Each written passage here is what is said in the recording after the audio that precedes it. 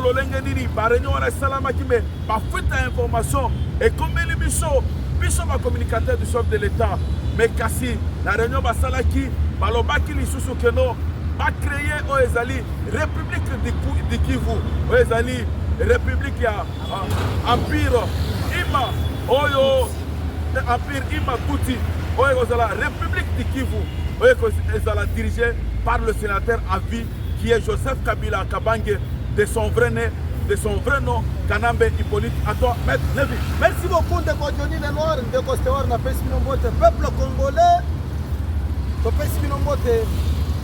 Toyena mwana mbango ndenga baninga ba uti koloba. Nicolas uti koleka biso ba communicateur ba trio, ba communicateur ya tata mokonzi Félix Antoine Tshisekedi Tshilombo. Toyaka pe lususu na ba micro oyo pona kolakisa bino nini ennemi azali koluka kosala na mboka na biso ya République démocratique du Congo. Tolakisaka bino lolenge nini na ngambu ya Brazzaville, lolenge nini Union européenne en complicité na batu mususu ba mafia africain y compris à la tête na bango ndeko oyo ngambu Sassou Nguesso bakotaka réunion pour que ba déstabiliser la République démocratique du Congo en tuant le président de la République démocratique du Congo, Félix Antoine Tshisekedi Tshilombo, parce que les loyaux a commis un élément gênant, et dans le monde entier, et en Afrique, et en particulier même en République démocratique du Congo, pour avoir une stratégie pour que la République démocratique du Congo ne peut pas compter parmi les pays qui se disent grands au monde. Il y a un mois de Bomoni. Après la passation pacifique du pouvoir entre Kabila Kenda et Hippolyte Kanambe na président Félix Antoine Tshisekedi Tshilombo, Baninga, Basiba Lobango Boyebi, mes très chers compatriotes, République démocratique du Congo, et Zalaki, vraiment na kati ya ghetto, il a fallu mutumoko ya pour que Mboka, Bamonango, sur l'échiquier international. Alors que Kabila, Ndenge, Deko, Johnny Lenoir a lobby de son vrai nom, Hippolyte Kanambe, depuis à mon intérêt naïe, to cassé yango, accueilli, ko se rallier pour la qui s'appelle face naïe, parce que to yebi sa Kabila peut to banda ko yebi sa bino depuis opposition que Kabila c'est un roi rwandais. Le loi bomoni accueilli na ngambu ya Rwanda. Boyoki bakay ko sa les réunions na kati ya Kigali pour que baye balolenge nini va éliminer le président Félix Antoine Tshisekedi Tshilombo pour que le projet na bango ya balkanisation et kokisama bakei basale réunion na bango pour que va éliminer mwana mboka Tshisekedi kati na bango ba mususu ba mndimi ba mususu ba lobi kete soki tobomi ye to ko rendre héros national to bengana ye mais bozali komi kosa oyo ezali époque ya 1994 te oyo ezali époque ya 1997 te.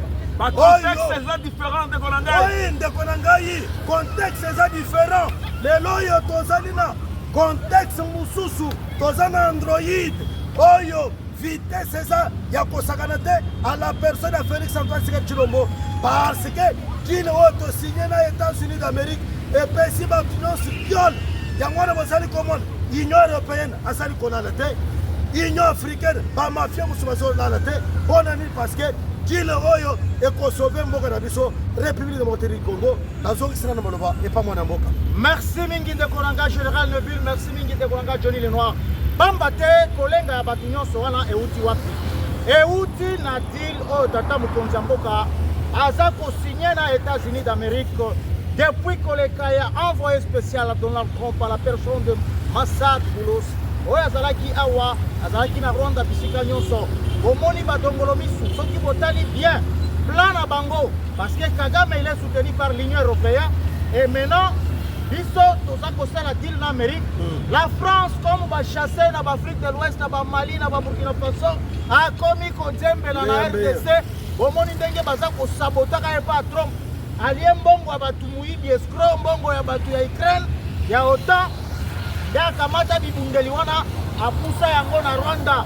Batu bakamwaka koma un grand Congo pays bokola continent mais bakokoka te ezali bibundeli oyo ezalaki mpona Ukraine mwa mumeli putulu oyo bomoni baza kolakisa mikolo oyo Macron nde atiaki biloko wana kuna na esprit ke bacontrecarre deal oyo ezali kosalema entre États-Unis na Amérique oyo bomonaki Massad Boulos alobaki tokosala yango mpe toza kodéploye na minute ezali koya bakomando mpona kosécurize est de la République. Mais kasi atako bongo kolenga la paire a changé du temps bato wana bazokoka te namoni Johnny Lenoir olingi obeta biloko lisusu nalingi naloba boye Esteban père de mère Tshisekedi Félix Tshilombo Faci Beton azolalisa Kagame pungi te Kagame azali kolala pungi te depuis qu'il a été annoncé le deal entre la RDC et les États-Unis de Kolanga Stewa de père de mère Maître Neville Bomonaki Lolenge Nini le président Trump le puissant président des États-Unis akendaki na Doha bisika oyo akutanaki na prince oyo tolobi prince ya Qatar oyo bakendaki kolobela oyo ezali baintérêt ya baaméricain na oyo ezali peuple qatarien ntango Donald Trump akomaki kuna basololi oyo ezalaki masolo ya RDC bisika oyo bakatarien oyo tozali kobenga Qatar basali bainvestissement ebele na domaine touristique na niveau Rwanda. Plus de 600 millions de dollars ont été déboursés, investis. Investir les sous-sous dans les alliés, usines de transformation de dernière génération, de haute gamme, au Basali, à niveau il y a Rwanda, pour la transformation, de matière première, aux alliés or. Les Qatariens vont investir plus de 50 Boeing dans les alliés domaine de transport aérien dans les alliés comme Rwanda. Tango bamoni lelo oyo États-Unis oyo na deal elobite toboy makambo ya Qatar, toboy makambo ya Union africaine, toboy makambo ya Union européenne, toboy makambo ya SADC. Kasi sikoyo problème ya sécurité ya est de la République démocratique du Congo biso ba américain gai Donald Trump nazwi yango na maboko mpona topesa solution kuna oyo deal ya États-Unis na RDC concernant oyo tozali kobenga baminere stratégique oyo tozali kobenga lisusu na lopoto les minéraux critiques oyo tolingi toyebisa bino oyo lelo oyo bazali kobundisa est de la République démocratique du Congo de Kolanga Stewa de père et de mère de Kolanga Maître Neville Zamba Lingi Félix Tshisekedi Tshilombo Zamba Lingi RDC le même minerai stratégique le même minerai critique oyo ezali kosala c'est que la RDC l'est de la République démocratique du Congo ezala na bitumba na ba multinationale na ba voisin na ye. Bonne nouvelle pour le peuple congolais, le même minerai, l'or, le lithium, les coltons, les phosphores. La bonne nouvelle est que va retrouver les sous yango na Congo central, Bisika Oyo, il y a une immense réserve, il y a or, une immense réserve de bonne qualité, il y a colton. Siko tokomana Bisika nini, ba Rwanda ba kwa li sous koloba, bazali ba Nyamurenge, na ezali province. Il y a Congo central à toi, Stewa. Merci de Kolangai Johnny Lenoir, merci de Kolangai Neville général. Nyonso tozali kolobela bino ezali na cadre ya koloba kaka ke omoni ba minéraux ba uti kotangela bino ba castérite, ba pylorique, ba lithium, ba kepo découvrir yango na Congo central, y compris manganèse. Ezali scandale géologique. Mais le plan était comment? Bango omoni déjà bazaki na plan A na plan B. Mais babakisaki plan C. Plan B na bango des démarches bomoni bandoki ya basango batambolaki partout mais na Doha baebisi bango vous n'êtes pas une institution. Allez parler avec votre institution. Pas seulement à Doha, pas seulement de Kolanga Stewa à Doha. Même lorsqu'ils sont allés aux États-Unis, les Américains, l'administration Trump, à ABC, bande de Konabiso catholique, à ABC, bande de Konabiso SCC, on va aller dans le mandat du peuple congolais que Kassibiso, Tokosolola Kaka, n'a pas autorité établie et légitime de la RDC à toi. Merci, Yango Bozali, comme on a commis Soupai Pai, Bakomi Kolela Lela, c'est que Babimisaki Mosolo, Tango Bozo Mona Mutulokola, Ambongo, Yeka wana. Azwaki bongo ya Kagame, azwi bongo ya Museveni, azwi bongo ya président Ruto. Nde oyo bazaki bazako balobi bosala maso po eloko wana esimba te opposition baloba langage moko tokende na dialogue. Il n'y a pas de dialogue parce qu'il y a un gouvernement établi. Oyo ba élection qui pacifiquement, le jour où on a proclamé le président, il n'y avait pas eu mort d'homme. Calme ezalaki na mboka. Ba échoué, ba bandi kolela. Oh démarche nyonso tosala ki tososela mokonzi ya mboka na biso akoyamba bango te, mais plan C ezali nini? Wana tozali kobeta sete na tata mokonzi ya mboka. Yoge kokamata bangwalima. Mutu lokola kamere oyo. Mutu lokola Sama Lukonde. Eza biso te me bobandi koyoka deja. Baza batu ya ngambu wana. Okomona pona lever militaire kabila oyo. Okomona ndenge bakofandela yango. Surtout kamere okokaki kopesa une grande institution boyete akamba yango. Azali caméléon, azali mutu ya double face, aza kobundisa yo, azali lokola Jida, azali lokola Mobutu pembeni ya Lumumba, azaka confier pouvoir bona kolobake aloba ezate. Mais mutu asambelaka ata na kati ya église akangaka misu ta sofungula kaka misu aza muhiji aza ndoki nalingi na bakisa koloba boye ndeko na nga Stewart de père et de mère koloba boye président de la république fongola biso mokonzi ya mboka Faci Beton Aigle fongola biso toyebisaki yo avant baélection au niveau ya sénat toyebisaki yo ke biso tozalaki mpona oyo ezalaki candidature ya Sama Lukonde te. Mais kasi yo lobaki déjà opesaki ye déjà promesse ya kozala oyo ezali président ya sénat toyebisaki ofongola miso oyokaki lelo oyo technologie ezali tellement très avancée oyokaki lolenge nini Sama Lukonde oyo masolo babetaki à partir ya na mibi nayo tozali kobenga Joseph Kabila de son vrai nom Hippolyte Kanambe batu nyonso wana bazali komona déjà 2028.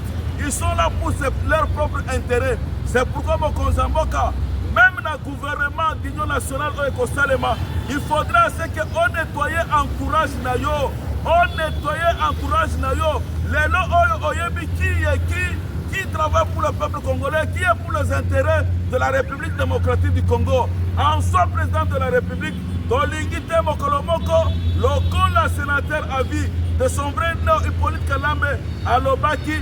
J'ai fait mon mandat, je n'ai pas trouvé plus de 5 collaborateurs, meilleurs collaborateurs ou 15 collaborateurs à mes côtés. Parce que la plupart de tes collaborateurs, le président de la République, Faci Beton Aigle de père et de mère, bazali la vision na yote, bazali la vision à ma commune bango, là ma famille na yo, à toi, maître Lévi. Oui, ndeko nanga, le peuple congolais. Na yebi na li falance bazali kolobake non. L'intégrité territoriale est non négociable. Mais bon, mon ami, je vais vous on bengi senko ndenga baninga ba uti koloba batambola sans que peuple d'abord après ça bango manda que botambola bolobela na kombo na biso batambola pona intérêt ya mabumu na bango ndenga ndeko uti koloba avec intérêt ya bakei na Rwanda basimbongo bakei na Kenya basimbongo bakei na Uganda basimbongo avec la bénédiction Union européenne batamboli comme si que démarche pas diplomatie ou chef de l'État azali kosala pona ko sauvegarder la République démocratique du Congo ezalaki natina te bomoni sikoyo batu wana lokola tolobaka na bango bazabando bandoki tango batamboli bisika nyonso ti bomoni ke ezali kosimba te bakeya bayebisi bango vous n'êtes pas une institution bazongi boye balobi na bango vous n'êtes pas une institution babaluki boye bayebisi allez suggérer ça à votre gouvernement lelo yo bolandi bandeko na biso basango bauti koloba ke tosilisi déjà musala oyo tobanda koloba ya soki bons office soki nini yango soki parc républicaine sikoyo tokomi kozela avale ya chef de l'état aza na biloko wana te tobanda koyebisa bino eloko wana ntango bayokaka chef de l'état il faut à tout prix to changer constitution bomoni lelo oyo tango tozali koyebisa bino la constitution doit être changée bato babanda koyokela biso to comment expliquer un ancien chef de l'état oyo adirija biso bacongolais tango biso bacombattant tobanda kolobaka Kabila za Rwanda bino babanda koyokela biso te bomoni sikoyo manda na ye esili bapesi honneur selon la constitution ke aza sénateur à vie mwana mobali wana boyi likambongo aboyi honneur wana apréféré akende na zamba pour que azwa lisusu pouvoir nde na yango momoni Félix Antoine Tshisekedi Tshilombo Faci Beton akei na kati ya diplomatie akei kokweye na oyo tozoloba dile kile elingi koloba nini mpona bazali koyoka te ezali boyokani oyo Félix Antoine Tshisekedi Tshilombo oyo azali korepresente République démocratique du Congo na mwana mboka oyo ya pays ya États-Unis d'Amérique oyo tobengi Trump balobi basololi bayokani pour que kimia ekota na République démocratique du Congo surtout mingi na est ya Congo sikoyo bango pe balobake non nous allons mettre fin na aventure oyo ezoleka na est sikoyo bino bokopesa biso nini nde bomoni bango pe na bosenga na bango Félix Antoine Tshisekedi Tshilombo totali likolo totali na se tomoni ke eloko ezali kosalaka bandeko na biso na est bakufa ezali minere oyo nzambe apesa biso. Alors nous avons conclu avec les États-Unis d'Amérique que bino bokoimpose kimia na est sécurité ezala insécurité esila mais baminere stratégique baminere nyonso il faut topesa mpe bino tosala échange nde bozali komona bandoki entre autres opposition mpona bango babanda kolinga tosala jilwana te mpona bango babanda kolinga bakongole bakufa Rwanda akotaka na mabele na biso ayibaka baminere nde Félix alobi ke wana tokosala ngo lisusu te na yango bomonaki Moïse Katumbi Tshabo kokende kosala lobbying na États-Unis abandi koloba ke o Congo minere za te mwana mobali wana azali ndo doki azamdo doki parce que akoki koloba makambo wana aussi longtemps que découverte ya Kabukavu euti kobima lisusu na Congo central bapylorique bamanganèse balithium baor badiamant euti lisusu kobima tozozela ye lisusu aya koexplike biso soki akomaki géologue po akende koyeba ke minere eza lisusu te soit eza kozanga kotanga lokola azaki pêcheur ayebi kaka ke bambisi akende mpe koloba ke na Tanganyika mbisi eza te po azali ndo donc avujoni le noir. Merci beaucoup Steward père de mer tango banguna ya RDC bazwaki Kagame Paul Kagame Kabila le pantin nanga bazwaki Goma bazwaki Bukavu bakanisaki kyono esili sikoyo totie contre mur le président de la République Faci Beton aigle de père et de mère afin que tokende de ma négociation après avoir utilisé le plan A le plan B avec le ZAVEC qui a 5 ans et puis bateau SSC balobaki que non sikoyo nous allons pousser au président de la République Faci Beton aigle de père et de mère afin que to négocier mais kasi babosanaki ke ba voyage nyonso mokonzi mboka Faci Beton aigle de père et de mère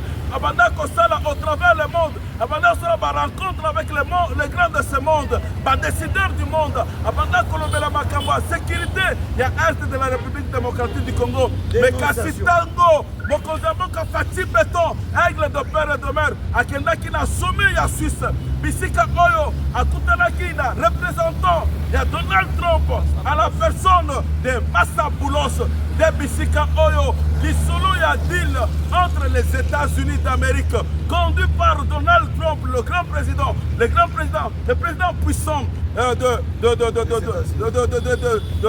la terre du monde oyo deal et salami entre le président de la République Dilo Tozali Kobenga mine contre sécurité Dilo Tozali Kobenga ba minéraux stratégiques ba minéraux critiques oyo tokuti lisusu na Congo central et pesaki déjà qui pelekese oyezali Kagame pesi qui pelekese azali Kabila pesi qui pelekese Katumbi olelo abimi na ba etando alobiko ba minéraux ezali lisusu la République démocratique du Congo te mais kasi la bonne nouvelle c'est celle-ci Banque mondiale na ezali ba institution internationale ba lobby ba minéraux ezali ebele plus de 24 000 milliards de dollars ya ba réserve ya ezali ba minéraux wana tolingi toloba boye ba avancé ezali pour un accord de paix concernant le deal entre la RDC et les États-Unis Sman Oyo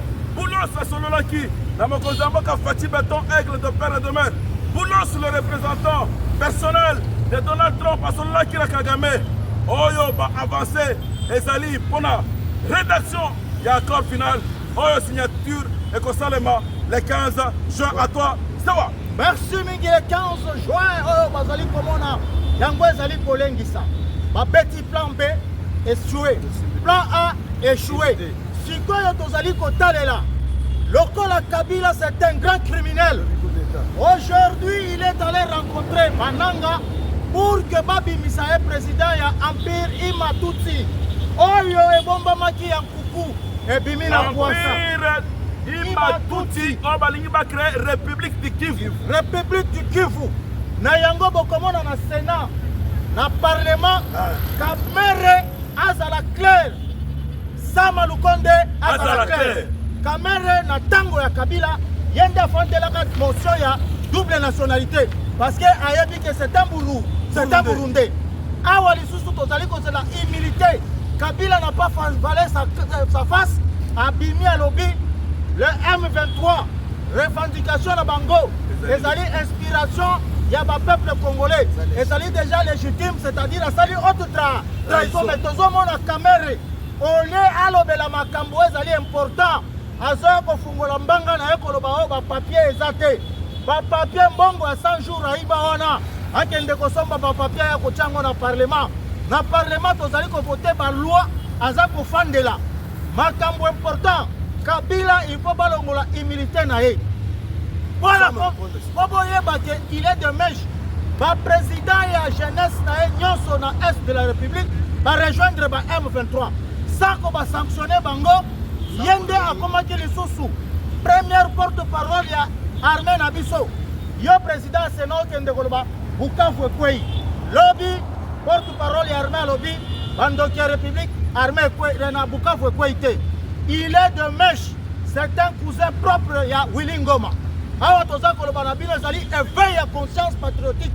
Awa soki likambo ya leveil ya humilité ya Kabila eleki te, c'est-à-dire Kamere na Sama Lukonde bazali ko jouer jeu ya nyamu nyamu mukonzi kongola miso tolobelaka yo balobaka kufa soni komona mpasi batu wana opesi charge ya institution munene baza ko jouer franc jeté. L'interprétation oyo bakangaki ya conversation ya Sama tolingi toyoka clair à vous Johnny Lenoir na monyo lingi boka eloko mkoto awa. Merci beaucoup, Séwa de Père et de Mère. Merci, Général Neville. Mokonzamboka, Fongola Missou. Mokonzamboka, Fatih Beton. Fongola Missou. La politique, c'est pas la Bible. La politique, c'est un jeu de dames. La politique, c'est un jeu d'intérêt. Fongola Missou, Mokonzamboka. Fongola Missou, Ebele Bazana Yotel. Tala Lolenge Tango. Président de l'Assemblée nationale. Azalaki quelque part na Afrique bisika akendaki ko représenter mboka na biso okomona langage ya Vital Kamerhe omoni pe langage o ezali langage ya Kigali, c'est le même langage, il y a concordance dans langage o ya bango bazali te pona deal o ezali ko salema o esalemi entre les États-Unis et la République démocratique du Congo. Bonne nouvelle pour le peuple congolais. Le président Donald Trump, le puissant président du monde, a signé qui déjà autorisation afin que les paramilitaires américains, Yann Dekoto Eric Prince, Baya, na RDC pour sécuriser province à Okatanga, province à Lualaba, province à Nord Kivu, province à Sud Kivu, province à Tanganyika, province à Otuwele. À toi, Maître Nabi. Oui, peuple congolais. Tolingo Sabino Boy. Tango tobandaka komene lokolo ke biloko lokola ba Sénat. Faut elongo na mboka na biso ba tobanda ko yokele biso te parce que ezali institution tobanda ko ba budgetivore. Lelo yo ba toi na woto bengi ba sénateur ba ça devant un fait accompli. Peuple congolais, tozali kozela pour que tout le monde siko décision ya suka kuna na Sénat parce que sénateur otobengi assassin Hippolyte Kanambe, ancien président, Oba PCEP, immunité en tant qu'ancien président, quand bien même c'est un Rwandais. Le loyo, il a trahi la République démocratique du Congo, n'a pas salié la Simayaba Rwandais, Simayaba rebelle. Bon, mon ami Mikolo Utikoloba, le président de la République Félix Antoine Tshisekedi Tshilombo banda kobele la bisika nyonso koloba aye ko dénoncer koloba kutu ke AFC c'est Joseph Kabila, je suis au courant de tout. Batu batakisaka ye bakombo nyonso lelo yo Shadari aza wapi azoloba lisusu te oyo adjoint na ye wana soki nani wana aza wapi azoloba lisusu te. Maintenant eloko Kabila asali babengi yango la haute trahison.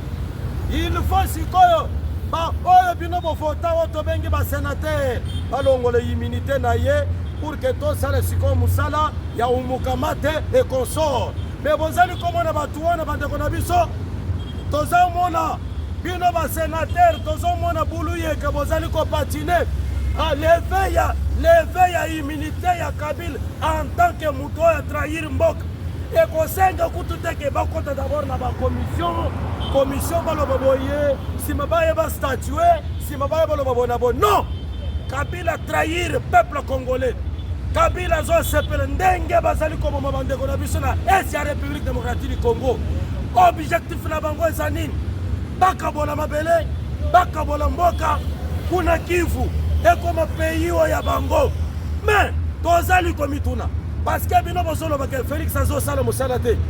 Bango nde bazali kosiéger Goma, Bukavu, kasi eloko nini ezozanga badeklare kambala moko ke oyo ekomi République du Kivu parce que tokoinse bango nyonso bisika nyonso deal oyo États-Unis na République démocratique du Congo basali peuple congolais tout biso nyonso tozali ba bénéficiaire parce que kala mingi te bato wana bazali kolela et puis la réunion bango ba décider bino bato bozali ko soutenir nanga azali lilingi ya pamba kala mingi te bazali ko effacer ye objectif na bango en complicité na bandeko na biso basango ezalaki ya ke ba éliminer chef de l'État pour que bango basepela même nzambe lokole tobonza ye mboka oyo nde bozali komona tozali koya kodénoncer koyebisa bino aventure ezali koleka parce que mboka na biso ezongi sur l'échiquier international nazongi sur le poma na mboka. Bon accouchité concernant ezali deal entre la République démocratique du Congo, entre le président Donald Trump avec le président Fachi Beton Aigle de père et de mère. Moi na maman Marthe Tolingi Toloba Boye koyebisa peuple congolais deal entre les États-Unis et ezali avantage munene pour biso parce que déjà le président Donald Trump a autorisé à ce que paramilitaires américains baya déjà na RDC, na province ya Okatanga, province ya Lualaba, province ya Nord Kivu, province ya Sud Kivu, province ya Chwapa, province ya Tanganyika, bisika oyo deal oyo ya ba minéraux stratégiques entre les États-Unis et la RDC et que zongisa oyo ezali kimia na est de la République démocratique du Congo.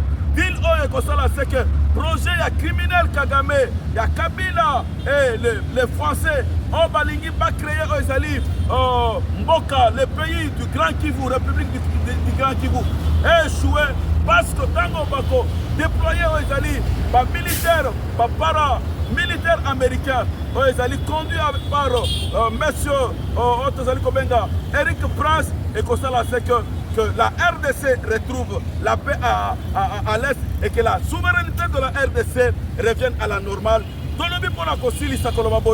Tous derrière le président de la République, Fachi Beton Aigle de père et de mère, tous derrière FARDC, tous derrière les Ouazalendo, tous derrière le grand accord du siècle, les deals entre les États-Unis et la RDC. À toi, Général Lévy. Oui, Johnny le nom de Kostewar.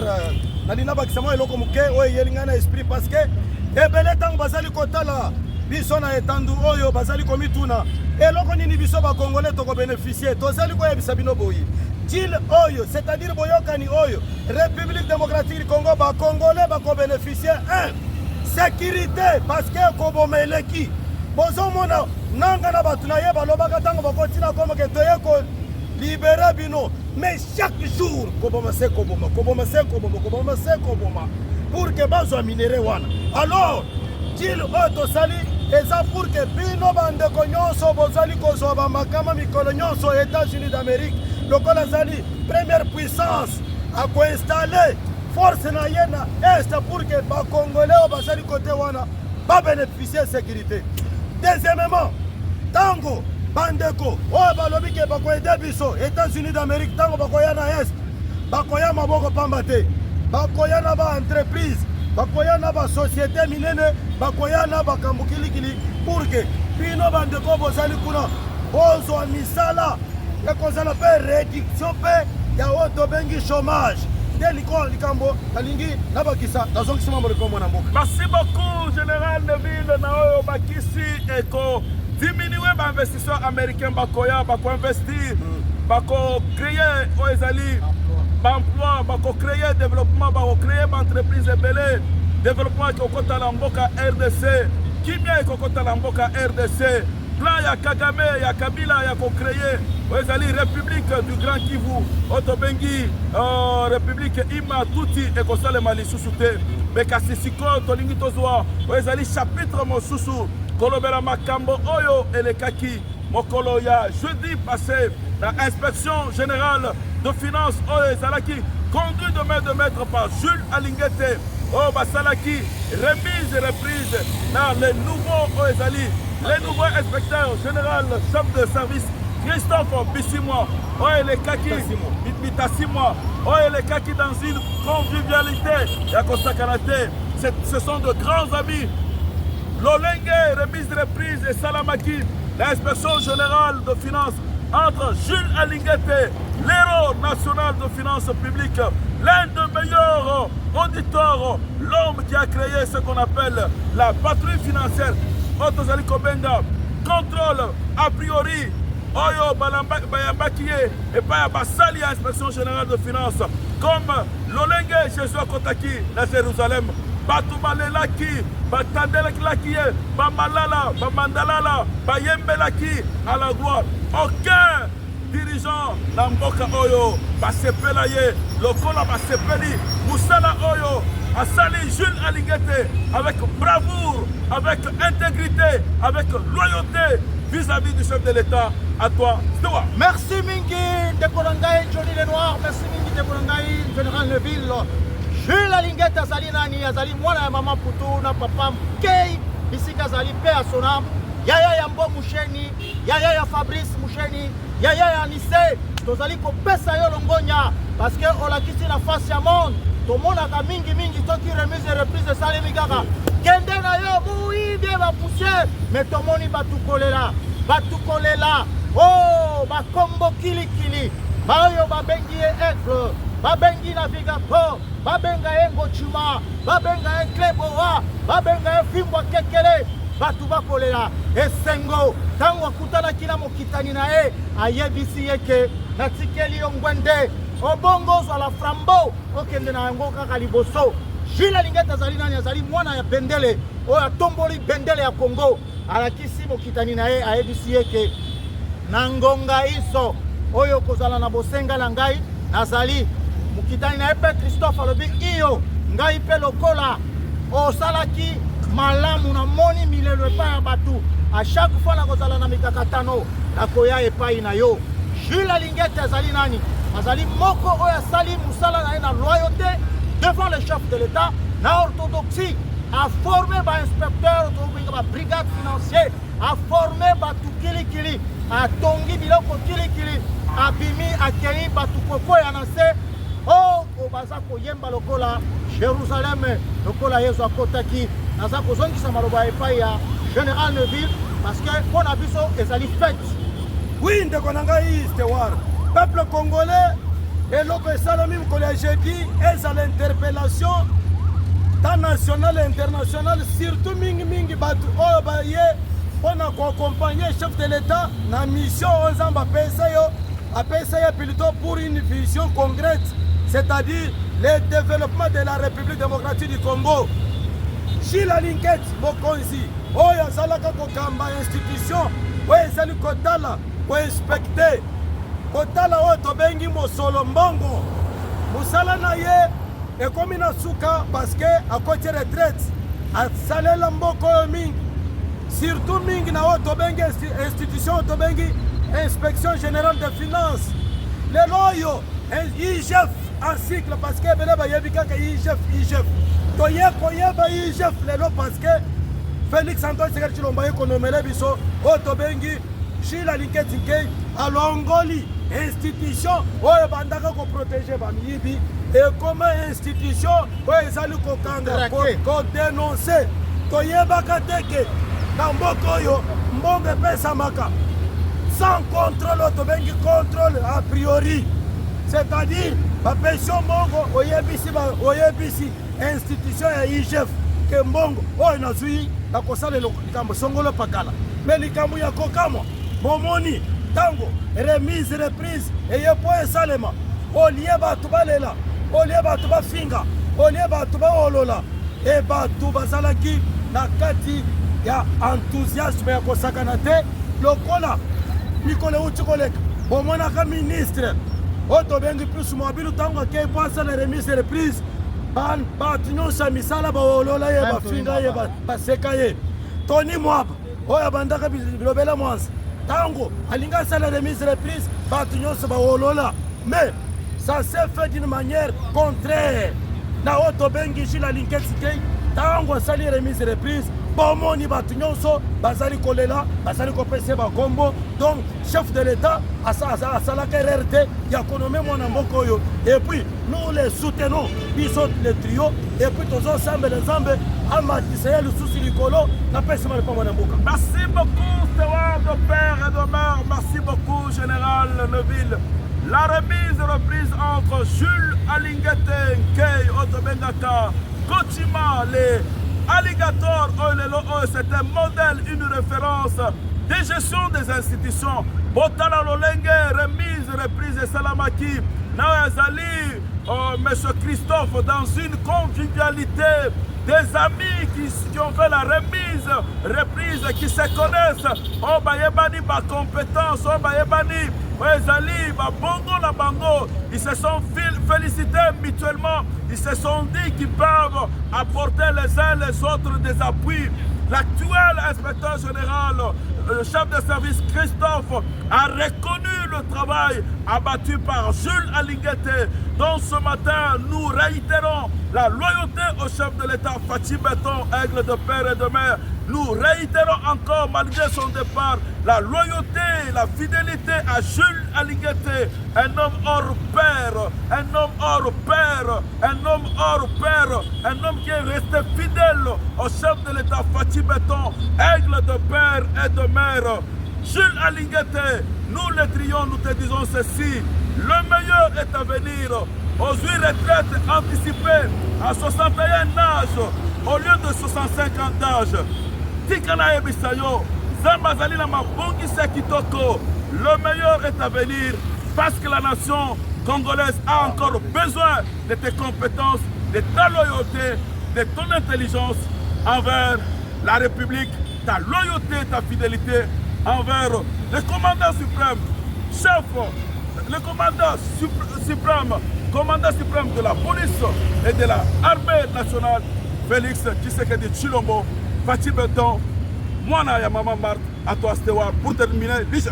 Merci beaucoup Ndeko Nangai, Johnny Lenoir, merci Mingi Ndeko Nangai, Général Neville, l'homme que nous avons surnommé le Pitbull, Wamabe, Oyo Lelo Bomoni, Batu Kobanda Kokwakola, Batu Mingi Tozako Yamba Balanda Kabiso na ba émission, Bako Lelaka, Boni Tata Mukonza Mboka, Ako Kamataka Batu Bako Sala Musala na Halima, Ako Tia Bango Libanda, Ako Tiki la Biso Banili. Mendenge Kaka Ndenge, Ndeko Nangai, Johnny Lenoir Alobi, l'avenir est meilleur pour Jules. Le meilleur est à venir. Le meilleur est à venir pour Nayo. Biso Moko, Tozali conscient ya Kolobake, Osali Musala na ona loyauté nyonso. Na yango, bisika biso kokendaka. Batu oyo bakoya na IGF, otiki bamprente na yo, biso le trio, Omata Okita, loyauté au chef de la République, Félix Antoine Tshisekedi Tshilombo, loyauté à Jules Alingeti Nkei, parce que le meilleur est à venir. À vous, Johnny Lenoir. Merci beaucoup, Steward de père et de mère, Toko Silisa Mukolonelo, Kolomela, le ministre de Finances, Otozali Kobenga, à la personne de Doudou Famba, le Bakebo, Doudou Famba, le Bakebo, l'un des meilleurs ministres de Finances qu'a connu la République démocratique du Congo, l'un des meilleurs ministres de la jeunesse de l'UDPS, oyo boyebi très bien azali kosala mosala na ye na aliment un homme de rigueur, un homme qui lelo oyo bomoni cadre macroéconomique ezali stable, le taux est stable. Koyebisa bino ke oyo ezalaki dossier ya Fonds monétaire international oyo ezali première revue na Fonds monétaire international. Plus de 600 000 millions de dollars ont été décaissés pour un programme. Il y a 145 territoires.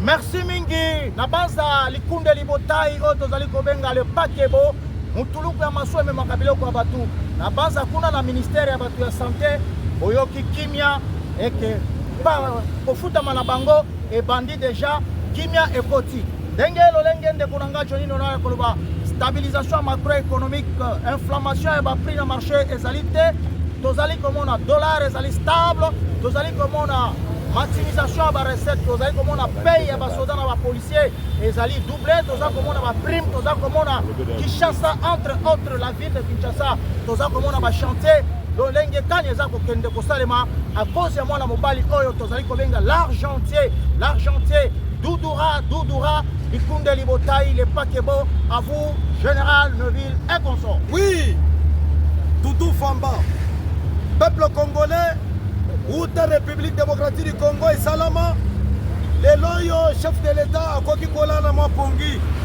On a dit parce que Boyebi, Moukolonyon, Sotan, Moukonzambo, Kazali Kotambola na ba province. Okoyoka Nzembo Kaka, dollar et kita. Les loyaux Nzembo, on les a sous-soutés. Tout le temps, ici, quand on sommes Konzambo, Kazali Kotambola, Zotambola na Kimia. On a dit parce que il y a eu un jeune homme. Oh, il y a une jeunesse, il y a eu des pestes à la personne de Doudou Famba.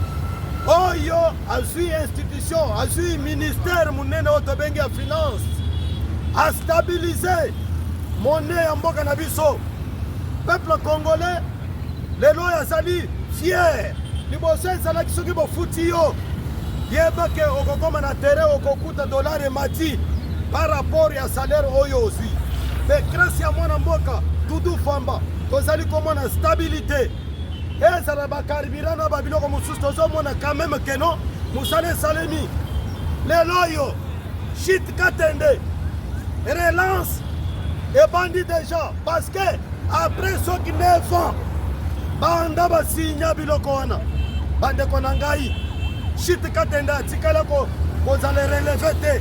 Mais les loyaux, ministre et finance, à Pessi, Mongo, pour que Moussala wane shit Katende, et Salema, Kouraye Kota, na Kasai oriental, Kasai occidental, Banamboka Basepela.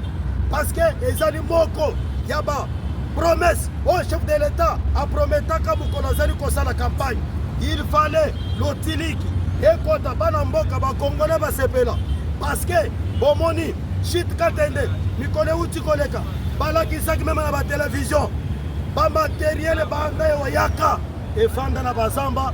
Il fallait maintenant, moi, je ministre de la Finance, vous allez féliciter na Tonga ya Lelo, à Kota, à mon que oui, Congolais, Azali na posa, yake, l'Itiliki a utilisé Yangope, l'Otiliki, tant que vous allez na Binawa, Chitikatende Kosalema, Fonds monétaire international, Bazali Kosepela, Pona, le Lengenin, l'Eloi, par réforme, Zali Kosalema, c'est Kosalema, Ponanin, pour que République démocratique du Congo a bénéficié.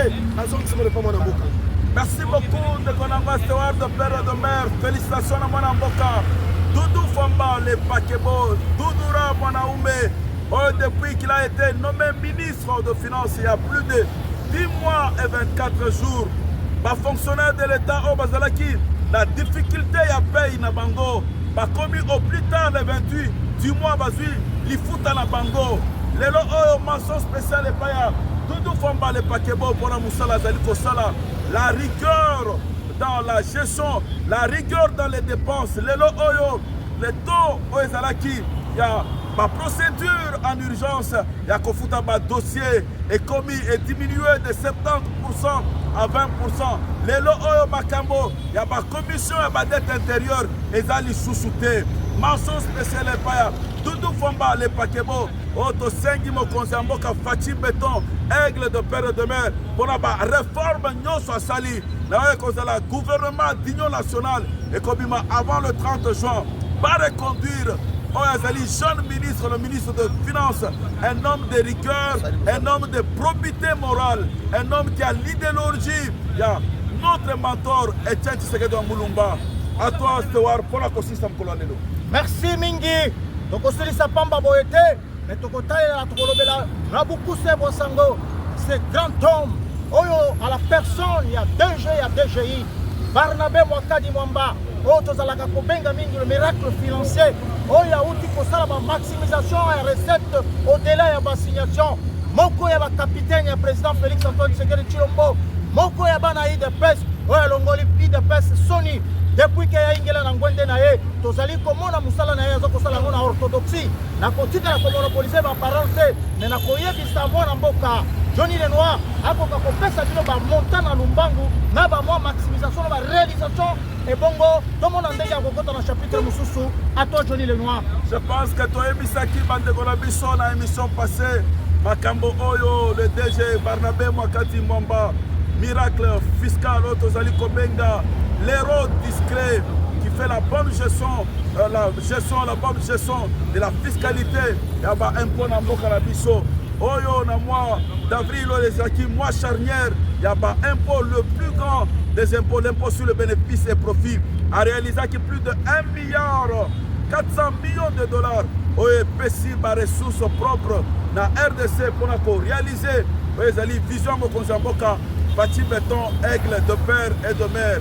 Mention spéciale paya mokonzi Barnabé Mwakadi pour la musala nyonso zali kosala depuis que tu as été nommé directeur général des impôts, Ozali Seko Matissa, Ozali, assignation et ministre de Finances. Tu es un homme hors pair, tu es un homme extraordinaire. Ozili lo Banzambe, Osali Yango, O Marie Yango, na Ozali fiscalité, Ozali poignard, Ozali science, Lelo Oyo et la Kissi à la fin du monde. Pendant les années que vous avez faites, assignation, réalisation et recette, Ozali Seko Mata. À toi, Général Demi.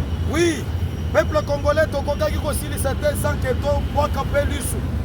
Na oyo ezali kosalema na kati ya DGI, le pasteur Barnabé Mwakadi, réalisation et salami, assignation et kobi. Parce que République démocratique du Congo na nzela ya fiscalité, Zamba yeko tindele biso pe batu.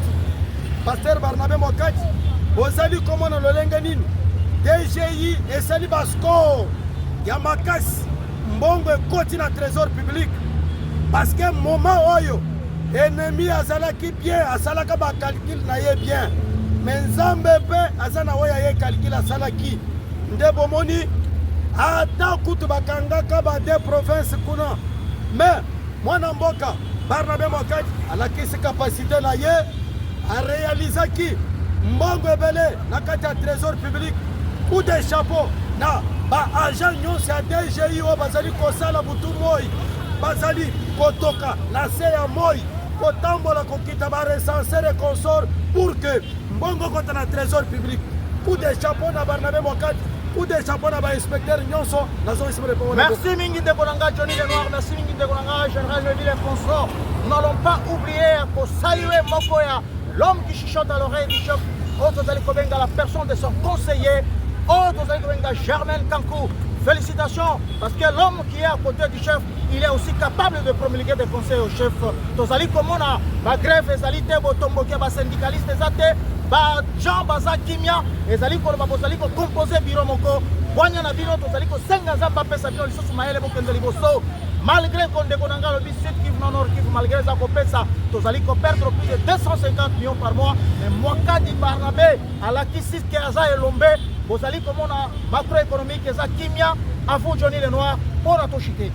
Tolingi Tosilisa Bande Kolabiso, Balandia le trio Kolobaboye. Osenga Mokonza Mboka Fatim Beton Aigle de père et de mère. Il y a deux gens qui ont pendant Bitumba Oyo, Bato Oyo, Bariske Bavina Bango, oh, va défendre le régime Labiso, va défendre Mboka Labiso. Nous citons parmi les gens qui ont défendu, qui ont fait la communication agissante, la communication virile. Tokiko, cité Batolokola, l'honorable Eliezer Ntambwe, oh, Tosengi la Mokonza Mboka Fatim Beton Aigle de père et de mère. Une reconnaissance dans le gouvernement d'union nationale. Fatim Beton Aigle de père et de mère. Récompenser honorable, ces jeunes honorables. Eliezer Ntambwe, oh, chaque jour il est au four au moulin pour la communication, pour le veille de conscience. Il y a un peuple congolais. Tokosite Kaka, Eliezer Ntambwe, Tosite Pe, Tozole Kokobenga, Israël, Mutombo, Tozobenga, Papa Sango, Mikolo Nyoso, Azali, communiquer Kosala, éveil de conscience pour le peuple congolais. Président de la République, Tchaba moyen, Pesaba moyen, Pesaba prime, reconnaître Moussala, Oyo Israël, Mutombo, Oyo Tozali Kobenga, Papa Sango, Azali Kosala, mention spéciale, félicitations par yo, Israël Mutombo, Tokobo Salate, grand frère, Zakari Bababa Ose, Oyo, président de la République, Tosengi, Azala Nawe Zali, cellule de communication, direction de communication, il y a président de la République, Tokobo Salate, Dekolabiso, Pasteur Gili, Oyo Zali Kosala Moussala ya Makasi, Oyo Zali Kocha Vinaye en danger, pour défendre, éveille à conscience, il y a un peuple congolais, à toi. Merci mingi tata Mokonza Mboka biso bale trio to sengi na yo mwana mobali oyo Eliezer Ntambwe azali ko muye mayo na ye ya solo azali na parlement ya solo azali na communication et bongo batu mingi bako yeba te musala nini Eliezer akosala azalaka ko annoncer ko dénoncer pe ko renoncer makambo makosalema tata Mokonzi éveil ya conscience toza ko senga na gouvernement union nationale okoka ko kanisa ye okoka ko kanisa lisusu ndeko na biso Israël Mutombo okoka ko tantel susu ndeko na biso oyo tobengi Zakari Bababwase metoko bakisa lisusu mwana mboka oyo tozali kobenga Gili Bokola oyo akomuye mayo na ye lokola biso bale trio kobosana mwana mobali wana te mwana ekanga ngenge elombe mobali oyo atelemi ngwi andimi kokufa mpona Congo mpona kodenonse me ebongo tokobosana ndeko na biso fumutoto te fumutoto akolekaka akolobaka mpona tata Mokonza Mboka na biso moko bale trio tozali kosenga mpe okoka koyamba biso tozala makambo ya koyebisa yo toumeli mikolo ebele me tolingi koyebisa yo biso bale trio à vous Johnny Lenoir. Merci beaucoup pour insister koloba boye kokanisa kulutu na biso la troisième voie Oyazali Sima Mokonza Mboka Fatim Beton Aigle de père et de mère. C'est lui qui défend aussi corps et âme. Régime, il y a Félix Tshisekedi Tshilombo à la personne de Fumutoto, président de la République, Bato.